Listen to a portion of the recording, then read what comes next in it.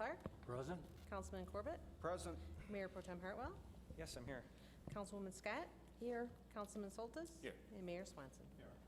The invocation this evening is going to be given by Councilman Soltis, who would ask that you please rise and remain standing for the Pledge of Allegiance. Hi.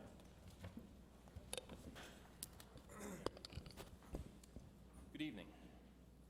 I first want to take a moment of silence, if we could, please, in memory of those who senselessly lost their lives from a racially motivated atrocity at the Emmanuel African Methodist Episcopal Church in Charleston, South Carolina.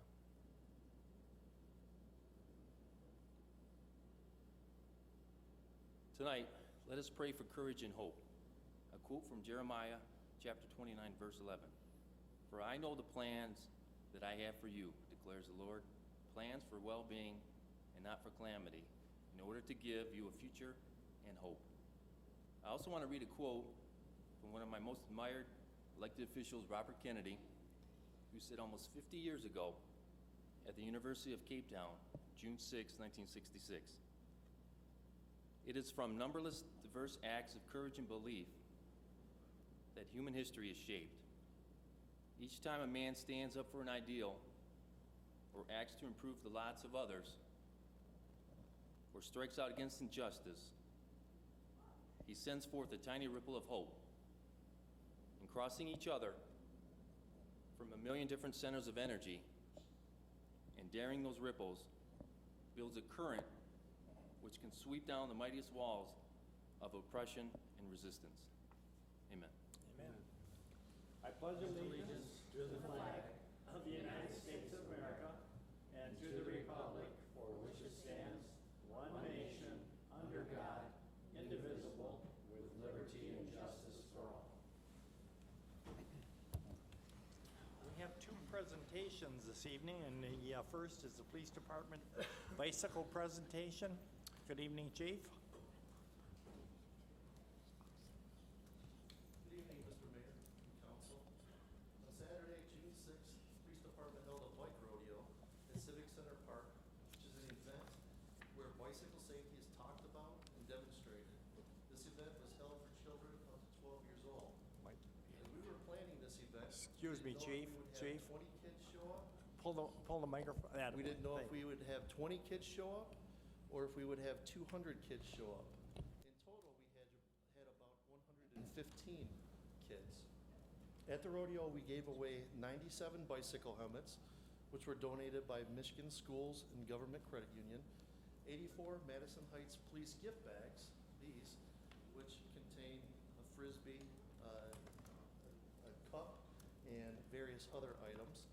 And we registered 47 bicycles. We also had hot dogs, water, and ice cream for the kids. We had more than 17 volunteers from Lanphier High School providing face painting. We had police vehicles and a fire truck for the kids to look at and sit in, pretending to be policemen and firemen. We had Sergeant Barrett, Officer Spangler, and Officer Kohler from our bike unit at the event, teaching bicycle safety and interacting with the kids. Our K-9 unit, consisting of Officer Lewis and K-9 Grimm, was there for the kids to meet and for demonstrations. Representatives of D&D Bicycles donated their time providing safety inspections and making minor adjustments to the kids' bikes. And the big hit was Magic Steve doing balloon twisting, making various things like hats, swords, and animals for the kids. Also helping us out were Margaret Marintet, a Crime Commission member, Crossing Guards Catherine Rosinski, John Mazel, and Don Polowitz. We had Connie Kohler and her son helping with registration and in general. And we had police department chaplains Craig Brundage, Don DeNoyer, and Dennis Jones helping out in various ways. After the kids were provided with safety instruction, their names were placed in a drawing for a chance to win a new bicycle. Tonight, the police department would like to present those bicycles to the winners, which were obtained from D&D Bicycle. The winner for the girls was Elise Debro. Elise? Congratulations. And her mother is here with her tonight, Angel Debro. Wow, look at that.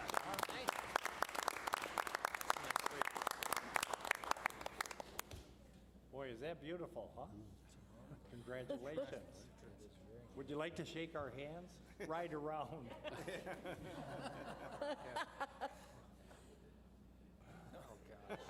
There you go. I was joking. You shouldn't joke. All right. Yeah, very nice. Yeah. Boy, that's beautiful. Very nice. Okay. Okay, and the winner of the boys' bicycle tonight is Princeton Phillips. Princeton, my understanding is he's 2 years old. Oh, okay. Oh. Oh, wow, yeah.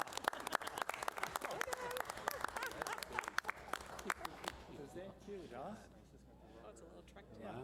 He's smiling. That's so cute. Very nice, yeah. Very cool. Wowee, is that good, huh? Yay!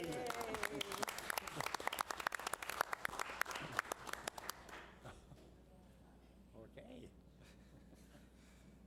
So in closing, I would like to thank our youth officer, Tim Hurst, who's with us tonight, for planning this event for the kids and coordinating all of the activities that we had. I would like to thank Deputy Chief Haynes and Administrative Assistant Carolyn Howard, who helped Officer Hurst along the way.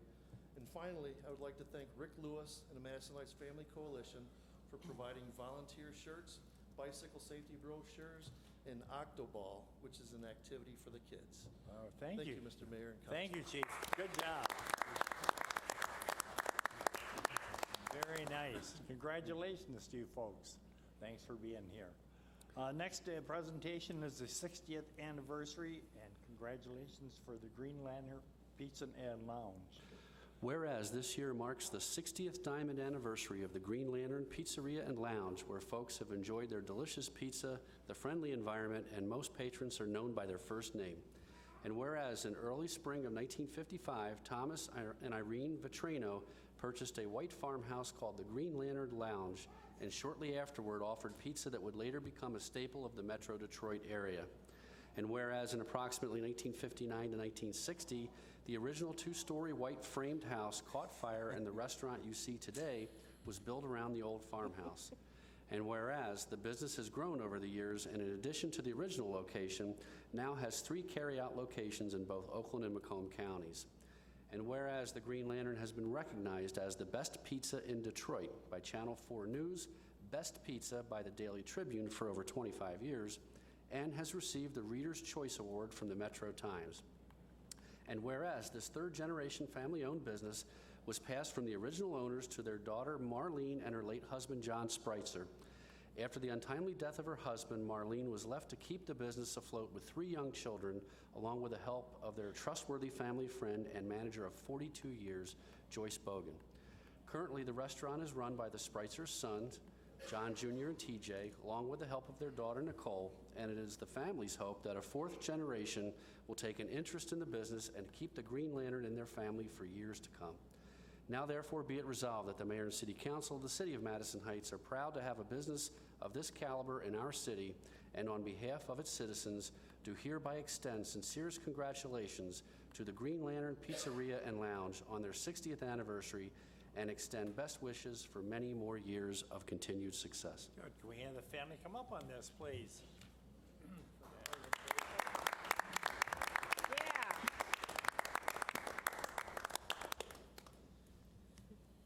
We were at closed council, we had a meeting before, and we were talking about pizzas, and you guys got a good report from us. So who's gonna receive the award?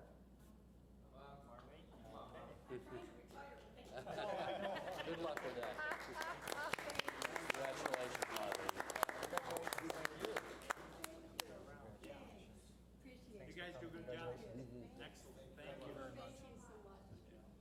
Look forward to another 60 years. Great. Now, where the heck were you putting the cars before the building was torn down?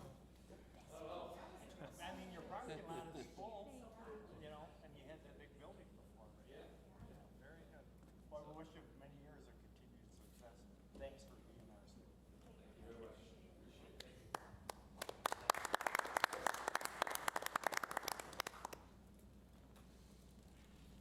Approval of the agenda. Are there any additions or deletions? Your Honor, yeah, Mr.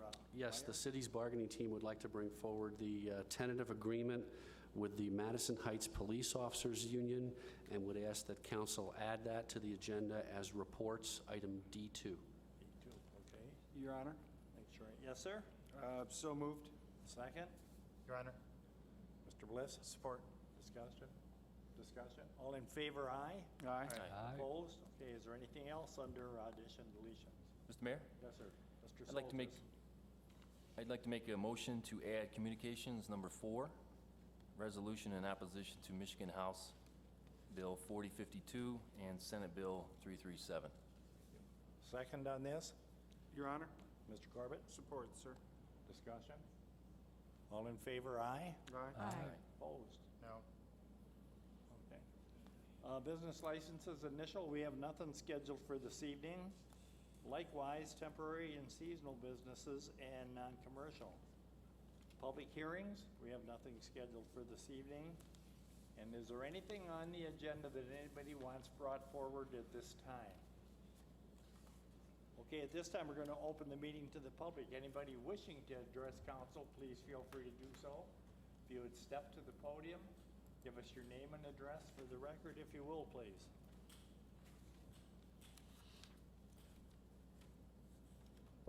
Thank you, Mr. Mayor. My name is Mary Bush, Merribusch. I live at 1117 East Hudson, and I'm here to address the board about the issue of the Halfman Elementary School project.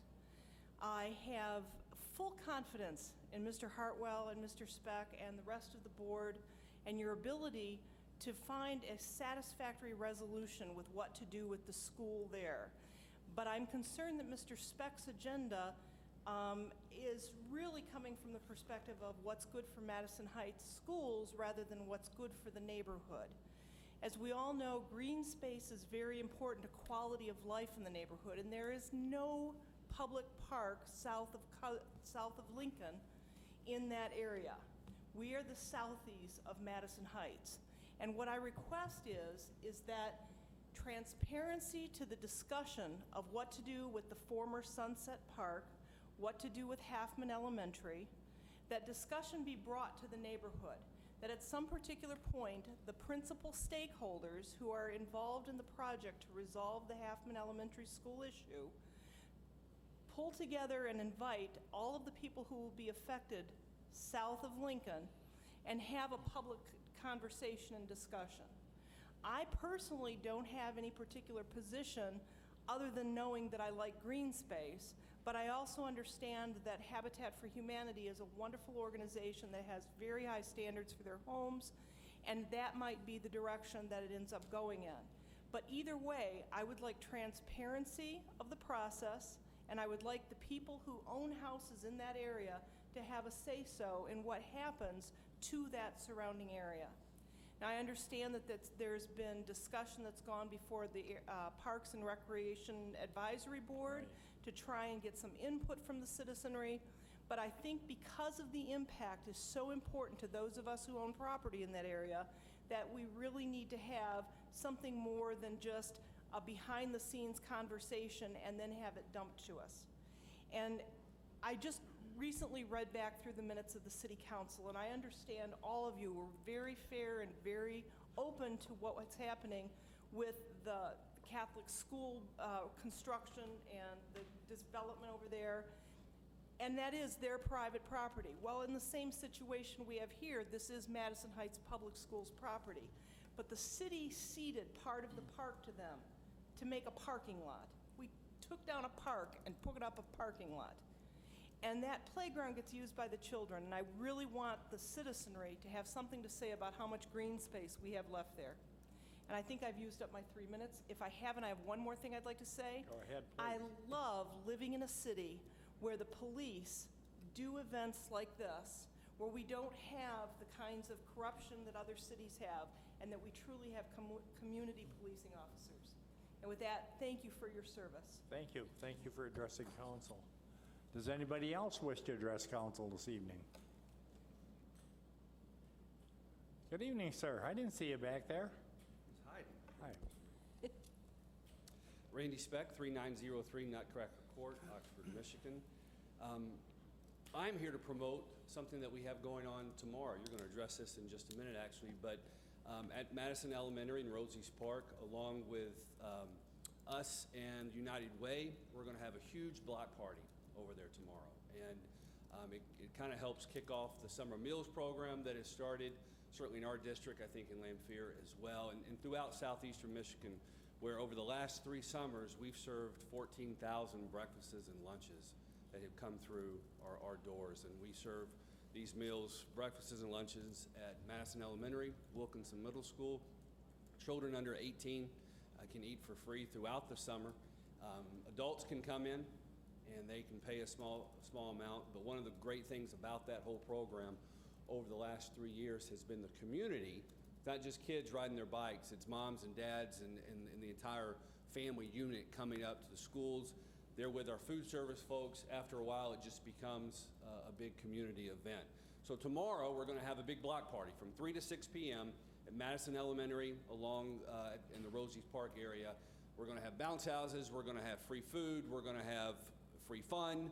We're going to have all kinds of things. It's right up your alley, Mr. Mayor, free. I guess so, the bouncy ball, I mean. The bouncy ball thing would be perfect. Yeah. So it's going to be a good night, and we hope to see you there. Thank you, sir. I appreciate it. Thank you very much. Anybody else wish to address council? If not, then let's go to item C on the agenda, communications. And the first one is the United Way of Southeastern Michigan, and it's a request to use Rosie's Park. The United Way for Southeast Michigan is requesting to use Rosie's Park for their Meet Up and Eat Up event on Tuesday, June 23rd from 3 to 6 p.m. Staff and I recommend the council approve the event subject to compliance with the council's policy on uniform insurance requirements for special events. What's the wish of council on this, please? Your Honor. Mr. Corbett. Sir, I move that the council agree to the request to use Rosie's Park for the Meet Up and Eat Up event on Tuesday, June 23rd, 2015, subject to the noted requirements. There was a waiver in that too, wasn't there? Your Honor, Yes. no requested waiver. Okay. Those are usually associated with pavilion rentals. Oh, that's true. Yep. All right. I'll just leave it there. That's Okay, it, Your Honor. second? Thank you. Your Honor, Yes. support. Mr. Bliss, thank you. Discussion? All in favor, aye. Aye. Opposed? Communications, number 2, a resignation of Tamara Hilla from the Zoning Board of Appeals. Zoning Board of Appeals member Tamara Hilla has submitted her resignation from the board effective immediately. Staff and I recommend that council accept the resignation and declare the seat vacant. We have a motion on this, please. Your Honor. Mr. Corbett. Sir, I move that the council accept the resignation from the Zoning Board of Appeals of Tamara Hilla, although she won't be going very far. And also, if we would issue the appropriate resolution of thanks. Thank you, sir. Second? Mr. Mayor, Mrs. Scott. second. Discussion? Your Honor, Yes, sir. maybe Mr. Myers might want to just comment on how we retain her services here. Yes, thank you, Councilman, Your Honor. Yes, Tammy Hilla is resigning because she has been hired as our new part-time code enforcement officer starting July 6th, I believe. Thank you, sir. Okay. Comments? Any questions, comments? If not, all in favor, aye. Aye. Opposed? Item number 3 under communications, and this is Walter Carter, and is a resignation from the Crime Commission. Crime Commission member Walter W. Carter has submitted his resignation from the board effective immediately. Staff and I recommend the council accept the resignation and declare the seat vacant. Thank you, sir. Motion? Mr. Mayor, Mr. Hartwell, sir. thank you, Your Honor. I move that council accept the resignation of Crime Commissioner Walter Carter, declare his seat vacant, and issue a resolution of thanks. Thank you, sir. Second? Mr. Mayor, Mrs. Scott. second. Discussion? All in favor, aye. Aye. Aye. Opposed, number 4 is the resolution in opposition to House Bill 4052. That was your presentation, Yes, sir. correct? Yeah. Did you want to speak on it first for a moment, or no? Well, I would like to make a motion to approve. Okay. Or do we want discussion first? No, that's fine. You made most. Second? Your Honor. Mr. Mayor, Yes. We need to, Councilman Soltis should state the motion that he's making and support before we get into discussion. So I'd like to make a motion to approve the resolution in opposition to House Bill 4052 and Senate Bill 337. Thank you, sir. Second, Your Honor. Mr. Corbett. Support, sir. Discussion? Your Honor, Yes. before we get into the merits of this, this would be a resolution to presumably our state legislators, but more importantly, the governor, because these bills have been adopted by both the State House and Senate, and today, the enrolled version of the bill was sent to the governor. So it's timely because the governor, he usually doesn't let these bills sit. He's going to make a decision soon. That's all. Okay, thank you. Any other comments? Mr. Mayor? Yes, sir. So the resolution, we're taken from a fellow neighboring municipality. We deleted some parts that weren't relevant, but pretty much says in opposition to this bill, the House bill and the Senate bill, where it talks about, the purpose of local government is to make laws and policies that meet the needs and values of the people who live there, and not necessarily the control going to the state. I think we all agree that the cities play an important role in delegating bills and so forth, or legislation that affects our city. And to me, the state is taking over in a certain, or stepping over, exceeding their bounds in a way that I see against working families. We have the draft of the bill that's on the governor's desk, and when I read it over, that's what it looks like to me, is that it stops fringe benefits, that cities and city and local municipalities can't raise the minimum wage if they wanted to. They can't do unpaid time and fringe benefits. There's apprenticeship that aren't allowed. Local cities can't delegate that authority. To me, it's just another, it's another anti-working bashing ordinance or legislation. Thank you. Any other questions, comments? Your Honor, Mr. Bliss. just for the audience at home, I mean, could we read this into the record to know what it is that's actually being voted on? Right, huh? Your Honor? Yeah. Certainly. This is a resolution that was adopted by the Royal Oak City Commission held on Monday, May 18th, and I do have one section that was stricken by Councilman Soltis as part of his proposal. So, at a regular meeting of the Royal Oak City Commission held on Monday, May 18th, 2015, in City Hall, 211 William Street, the following resolution was adopted.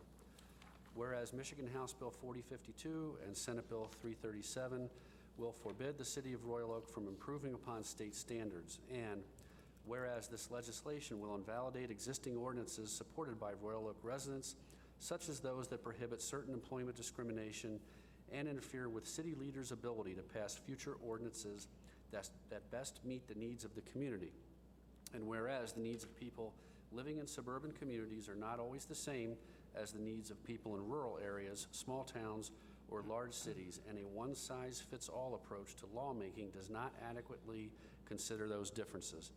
And whereas the purpose of local government is to make laws and policies that meet the needs and values of the people who live there, and whereas local government should be empowered to build upon state standards to address the needs and priorities of their community, and whereas large corporations and their lobbyists naturally often put their profit margin and bottom line ahead of the best interests of local citizens, and whereas it has been well documented that special interest lobbies already have too much influence over national and state policy making and are now using that influence to maximize their profits by limiting the ability of locally elected leaders to represent the best interest of residents. And whereas corporate interests and their lobbyists must not be allowed to overturn decisions made by local governments in the name of maximizing shareholder returns. Now therefore be it resolved that the Royal Oak City Commission hereby opposes all state intrusion laws that take away our local ability to improve the lives of the people of Royal Oak. Be it further resolved that the Royal Oak City Commission requests the Michigan House of Representatives, the Michigan State Senate, and Governor Rick Snyder to oppose House Bill 4052 and Senate Bill 337. Be it further resolved that a copy of this resolution is sent to all elected officials in Oakland County, cities, villages, and townships, all state and county officials representing Royal Oak. Be it further resolved that a copy of this resolution is sent to the Michigan Municipal League.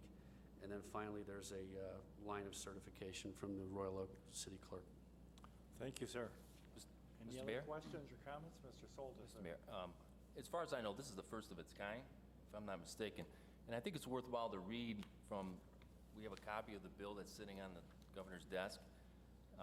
There's section 7 that bothers me. A local government body shall not adopt, enforce, or administer an ordinance, local policy, or resolution regulating work stoppage or strike activity of employers and their employees by means which employees may organize. Section 8, a local government body shall not adopt, enforce, or administer an ordinance, local policy, or local resolution requiring an employer to provide to an employee paid or unpaid leave time. What's that? Section 9, local government body shall not adopt, enforce, administer an ordinance, local policy, or local resolution regulating hours, scheduling that an employer is required to provide to employees. This section does not prohibit an ordinance, local policy, or local resolution that limits the hours of a business may operate.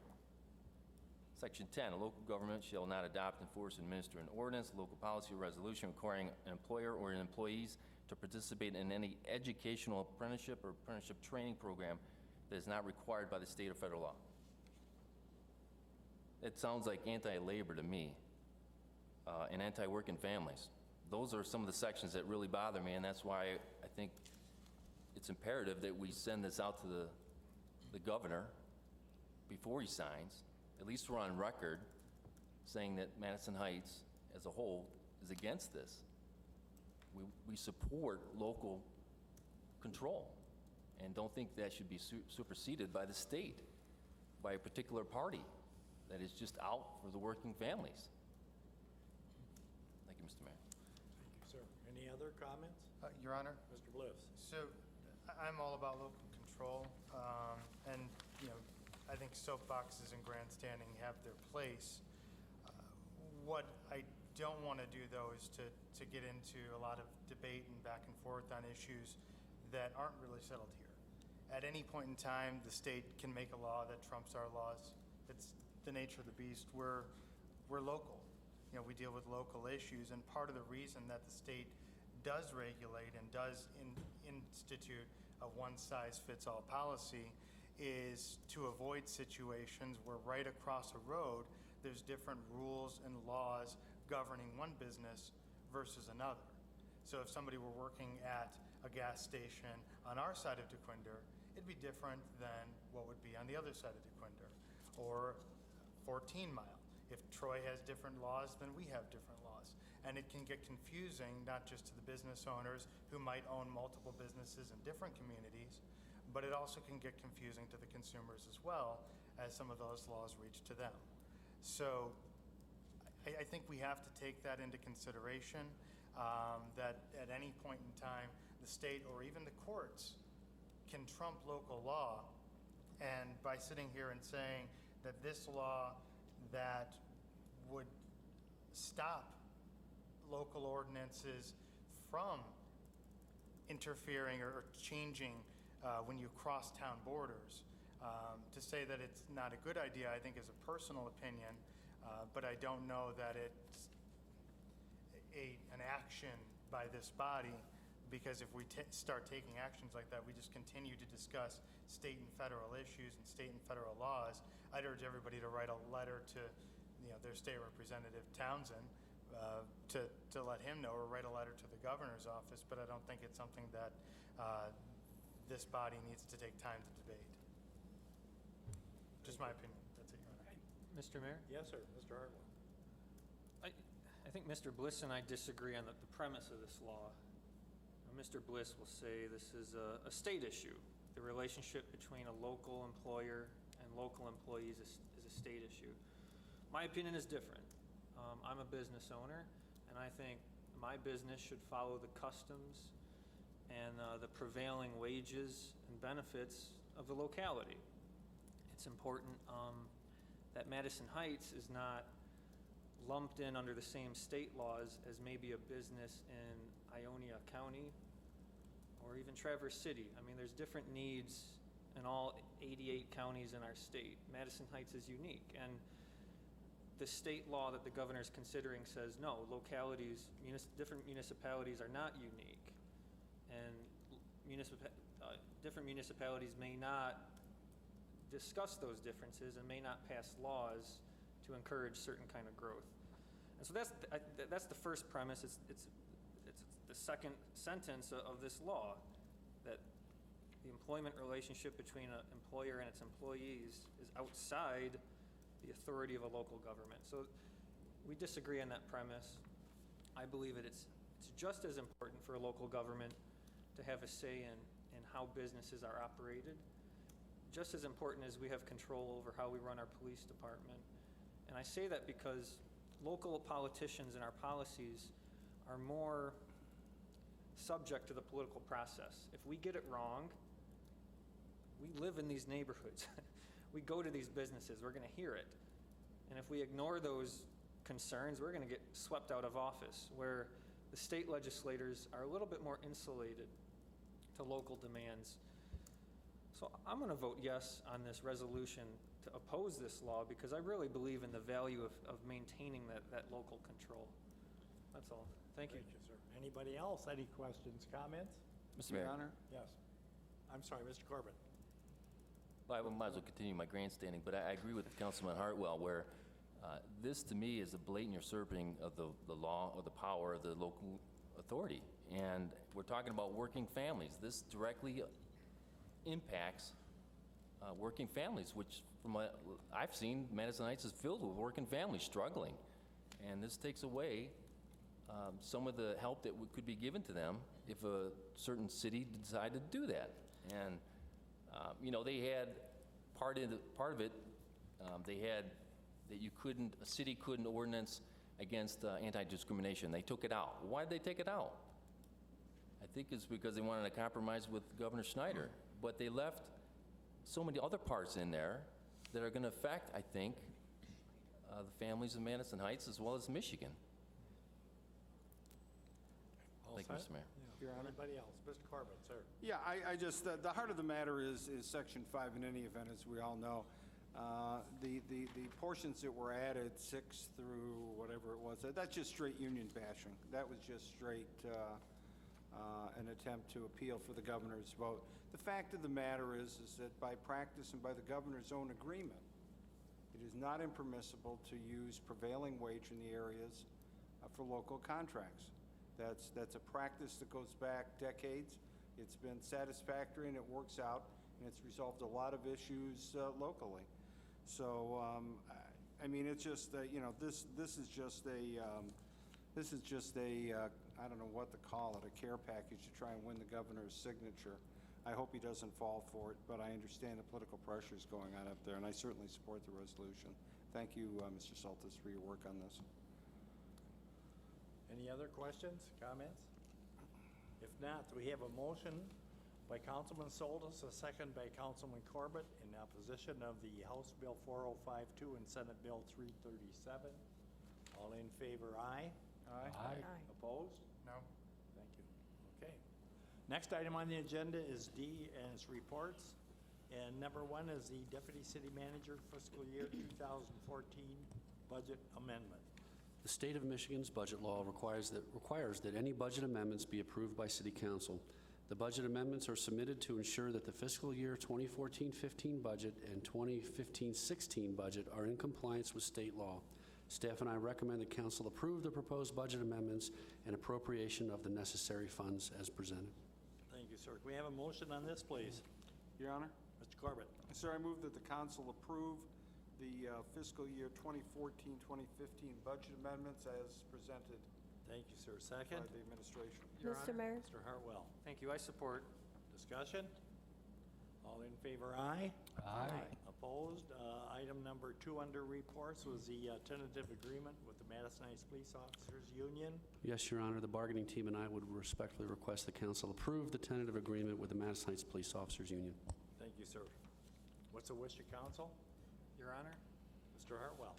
I move that City Council approve the tentative agreement with the Madison Heights Police Officers Union. Thank you, sir. Second? Mr. Mayor? Mr. Soltis. Second, please. Discussion? All in favor, aye. Aye. Opposed?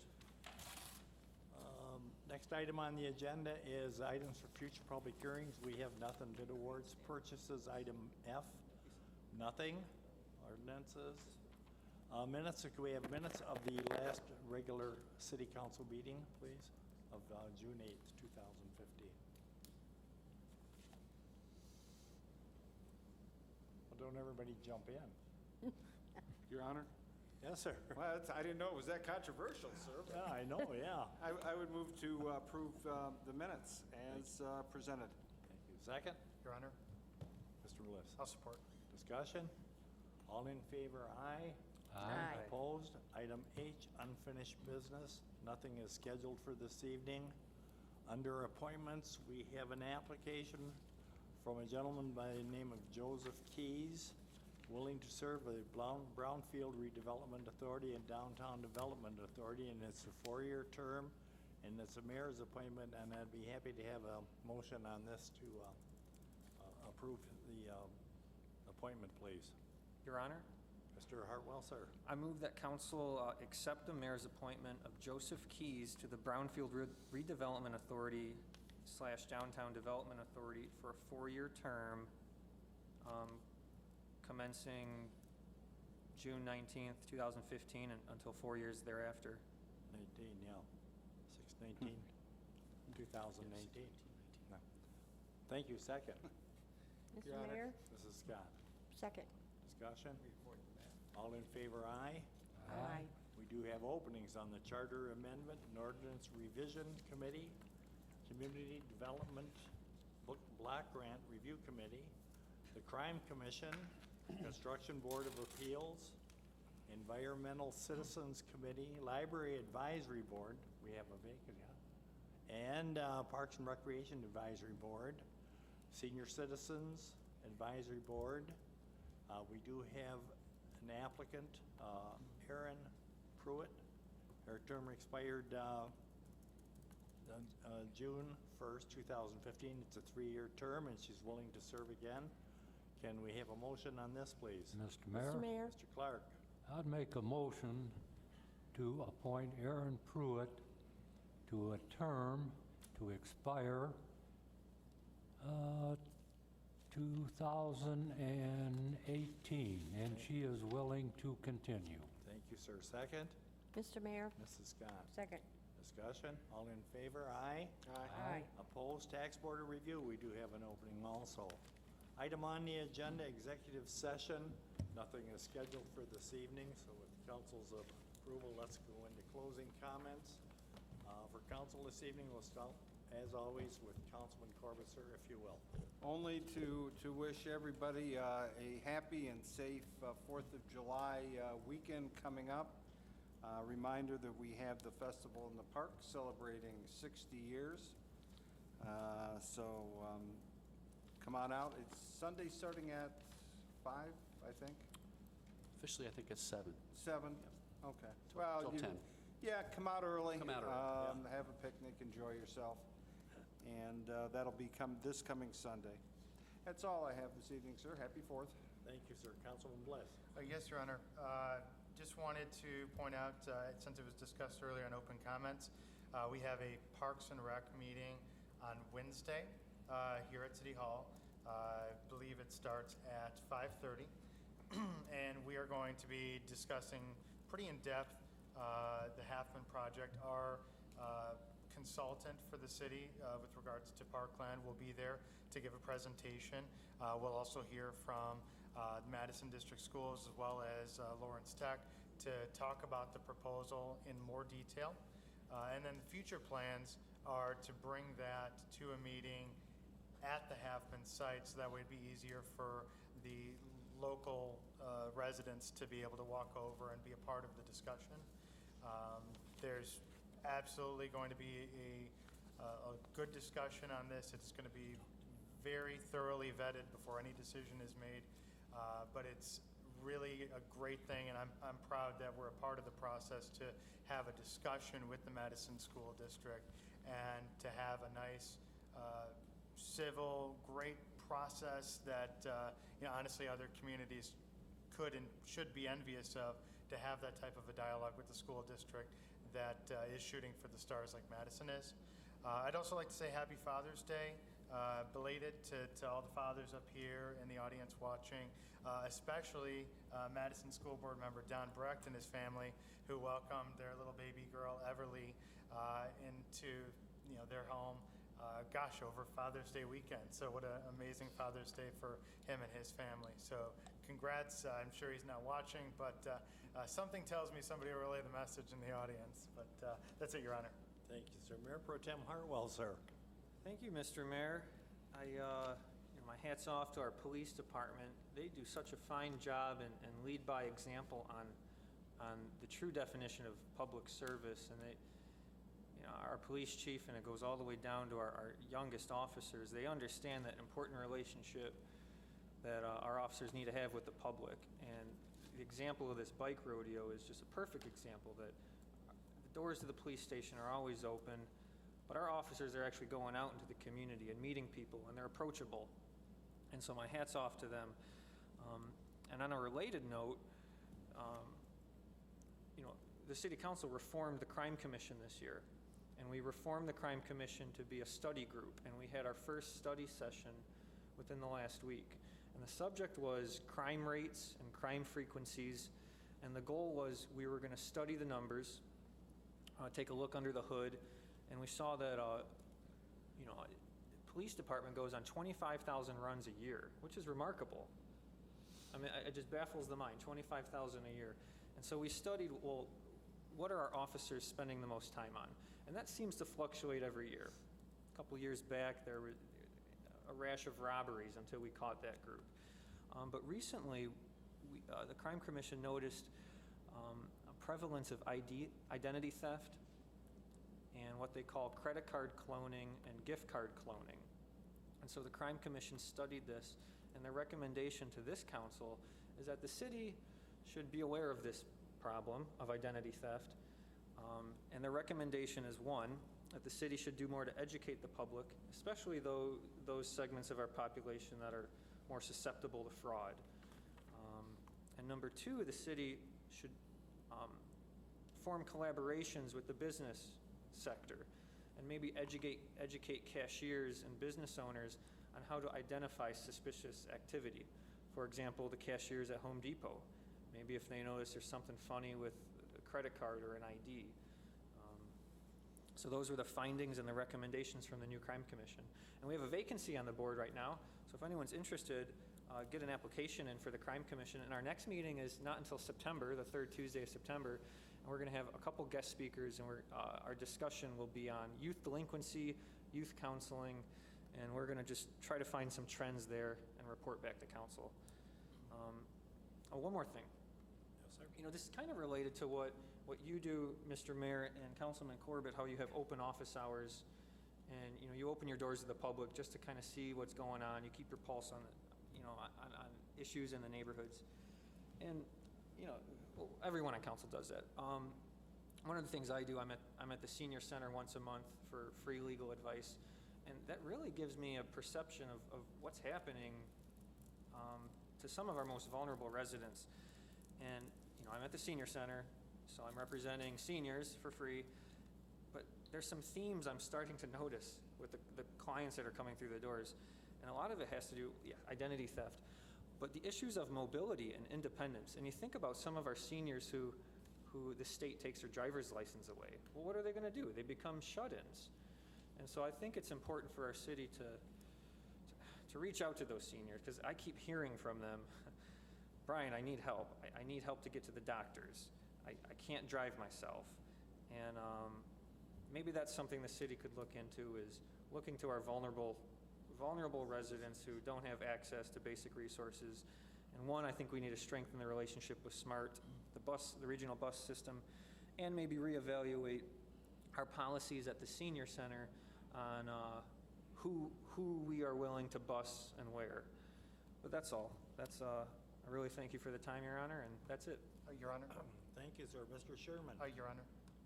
Yes, I'm sorry. Just to jump in, I apologize, but the Mayor Pro Tem Hartwell mentioned identity theft, and actually, as he was speaking, it reminded me that the city that we molded ITech off of, one of the biggest accomplishments of that committee in ITech, they actually work with their crime commission and hold an identity theft symposium every year where they educate local businesses and residents about identity theft, how to avoid it, and talk about how technology is evolving, things to stay away from, and what to look for. So perhaps that's something that our Crime Commission and ITech could work together on and hold that type of an annual symposium here in Madison Heights.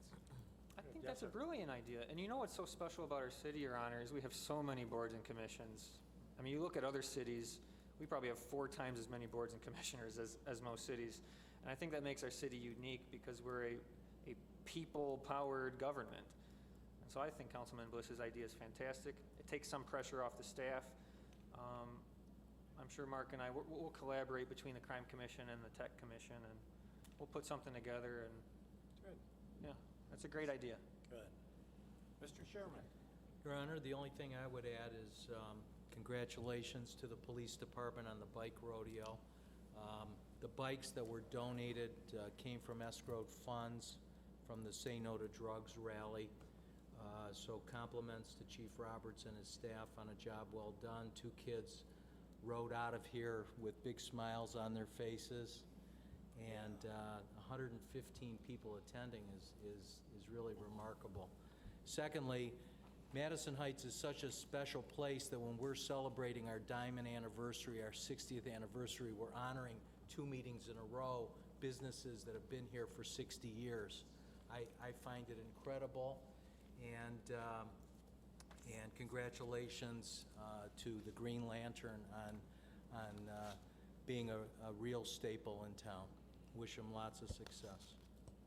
Thank you, Mr. Mayor. Thank you, sir. Mr. Myers? Yes, Your Honor, I too want to congratulate the police department on the bike rodeo. In addition to the bikes, the whole event was able to be sponsored through that Say No to Drugs rally escrow to put that on, so great use of the money.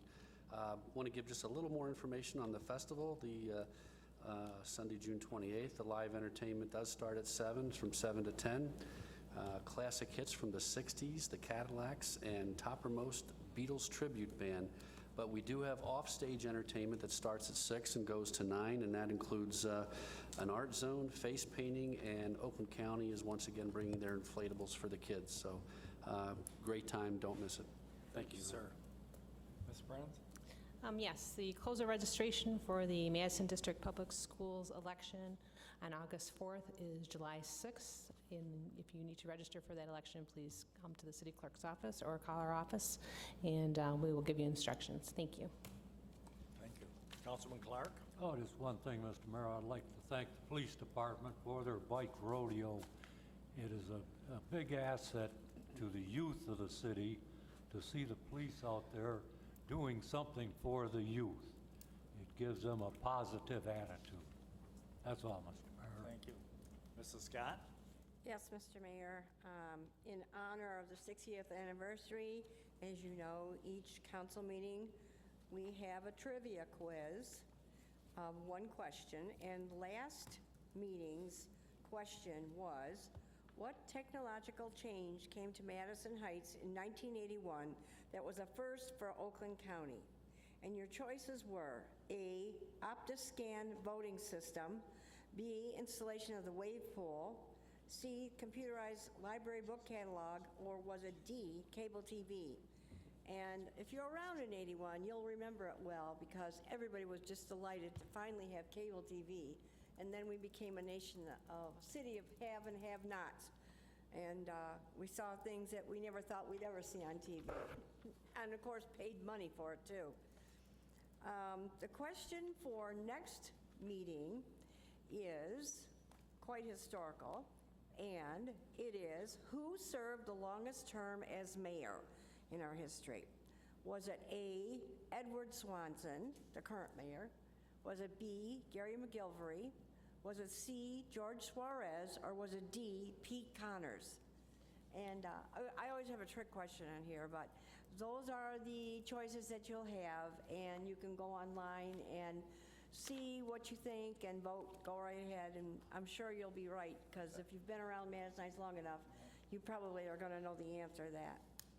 That's all, Mr. Mayor. Thank you. Mr. Soltis, sir. Thank you, Mr. Mayor. Again, I want to reiterate my sympathies to the family and the community that were affected by that racial hatred in South Carolina at a place of historic worship.